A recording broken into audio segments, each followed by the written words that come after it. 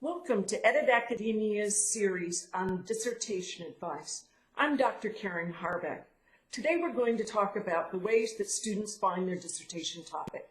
In all my decades of experience, I've only really seen three ways. I call them the advisor, the Moses, and the Michelangelo.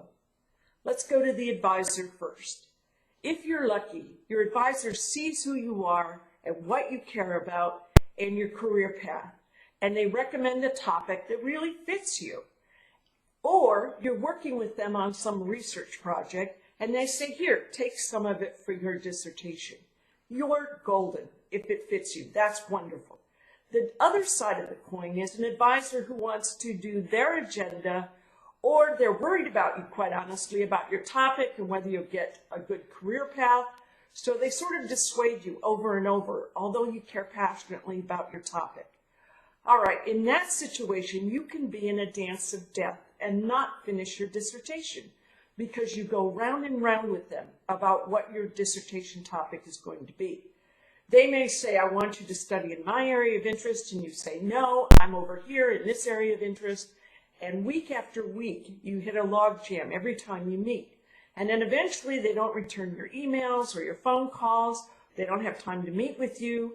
And you can spend a year or more in this sort of limbo that destroys your academic career.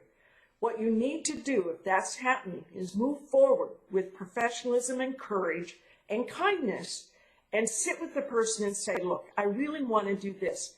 If you don't feel that you can help me with it, would you help me find another advisor? It's difficult to get another advisor, but if this advisor agrees to it and helps you, then you may be able to achieve that. But don't stay in this endless limbo forever, or you'll never finish your dissertation. The second way of finding your dissertation I call the Moses. The biblical story is that Moses and the Israelites wandered for 40 years in the desert looking for the promised land. Just before they got there, Moses died. The metaphor here is the promised land is your dissertation topic. Now, a lot of students will tell me, I'm reading. I'm looking for that gap in the literature that I can plug and really make my name. I applaud students reading about topics, but in my opinion, you're not working on your dissertation until you're sitting in a chair and actually writing. And you too could be wandering in the desert for 40 years looking for that gap to fill. And to be honest, with the way knowledge doubles and changes so rapidly, you're not going to find a gap. And even if you did say you found one, I honestly probably wouldn't believe you. I would feel that maybe you didn't search well enough. So don't wander in the desert for 40 years looking for your dissertation topic. The last way I call the Michelangelo. I read this story many years ago, and this is what I remember. In 1504, when Michelangelo finished his sculpture of David, it was on display in Florence, Italy. And people were crowding around it and him and admiring this extraordinary piece of art. And supposedly someone said to Michelangelo, how did you impose your will on the stone and create such a remarkable piece of art? And Michelangelo supposedly said, I didn't. I saw the form in the stone and I released it. I liberated it. That's what I want from you. An internal release of what you care about passionately, what you're concerned about, what you want to change in the world. I want that to be your dissertation topic. It will compel you to write with passion. It will move you forward with relative ease. And that's what I want for you for your dissertation topic.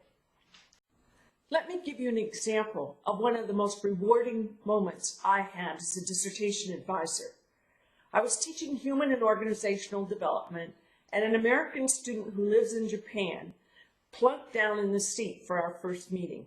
And she sort of said, oh, well, these three topics are really trending in Japan. I'm in organizational studies, and I feel like I have to do them. And I said, well, okay, but please tell me about yourself. And all of a sudden she perked up and she said, I love to dance. And I said, great, tell me about it. And she said, well, I found this women's dance troupe in Japan that does cultural dances, historical dances. And we practice together, we perform together, and it is my passion. And I said, wow, that's really neat. Isn't that an organization? Couldn't you take some aspect of that organization or the organization as a whole and apply one of these three frameworks to your study? And she goes, can I do that? And I said, of course. It's an organization. It would be unique. It would be remarkably you. And I think people would credit you for your creativity, and you would get that university job in Japan that you really want. She danced out of my office. She wrote her dissertation with ease and speed. She did a remarkable job, and she got the job of her dreams. And that's what I would like for you. I would like you to dance through your dissertation. I would like it to be something you care about so passionately that it practically writes itself. So there, those are the three methods that I've seen students find their dissertation. And all I can say is I hope you write with passion. If you found this video helpful, please click like or let us know at editacademia.com. You can also subscribe to this channel and share the video with your friends. At editacademia.com, we have several more resources for you and blogs that tell you exactly how to write certain aspects of your dissertation. And we're going to release a lot more videos. So let us know if we can help you out or help you working on your dissertation when you're ready. Thank you so much, and write with passion. Take care.